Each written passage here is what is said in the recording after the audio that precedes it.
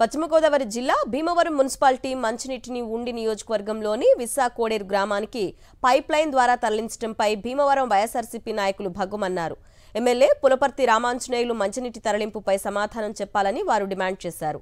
సంఘటనా స్థలం వద్ద ఆందోళన చేశారు. భీమవరం మున్సిపాలిటీ పరిధిలోని మంచినీరు పట్టణ ప్రజలకే సరిపోని పరిస్థితులుంటే మరో నియోజకవర్గంలోని గ్రామానికి ఎలా తరలిస్తారని ఆగ్రహం వ్యక్తం చేశారు. మున్సిపల్ అధికారులు భారీ అవినీతికి పాల్పడి పట్టణ ప్రజలకు తాగునీటికి పూర్తిగా అందించకుండా వేరే నియోజకవర్గానికి పైప్ లైన్ ద్వారా మంచినీటిని అందిస్తున్నారని ఆరోపించారు భీమవరం వైఎస్ఆర్సీపీ నేతలు. భీమవరం పట్టణంలోని శివారు ప్రాంతాలకే ఈ వర్షాకాలంలోనే మనం సక్రమంగా మంచినీరు అందించలేని పరిస్థితిలో మనం ఉంటే మరి దాన్ని కాదని ఇవాళ పక్క నియోజకవర్గం పక్క పంచాయతీ విశాఖోడేరు పంచాయతీలో అక్రమంగా ఒక లేఅవుట్ వేసుకుంటే పవనస్థ లేఅవుట్ అని చెప్పేసి ఆ లేఅవుట్లోకి భీమవరం మున్సిపల్ వాటర్ని మరి అక్రమంగా తరలించడం అనేది చాలా దుర్మార్గమైనటువంటి చర్య.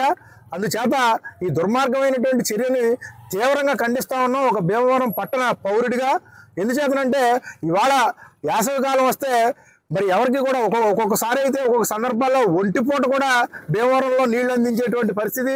మరి అలాంటి పరిస్థితులను అధిగమించి ముందుకు వెళ్ళి భీమవరం పట్టణంలో ఉన్నటువంటి శివారు ప్రాంతాలకి నీళ్లు అందించే చర్యలు తీసుకోవాలి తప్ప భీమవరంలో ఉన్నటువంటి మంచినీరుని పక్క ప్రాంతాలకు తరలించాలనేటువంటి ఒక దురుద్దేశం ఇందులో కనపడతా ఉంది. భీమవరంలోని 39 వార్డులు ఉంటే భీమవరం ప్రప్రదంగా ఇంచుమించు 19 వార్డులకి వాటర్ రాని పరిస్థితి.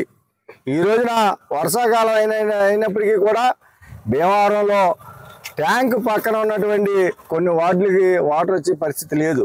ఈ పరిస్థితులన్నీ దృష్టిలో పెట్టుకుని స్థానిక శాసనసభ్యులు మరి దీని మీద ఆలోచన చేసి భీమవరం ప్రజలకి 3 పూటలు నీరిస్తానని చెప్పడం జరిగింది.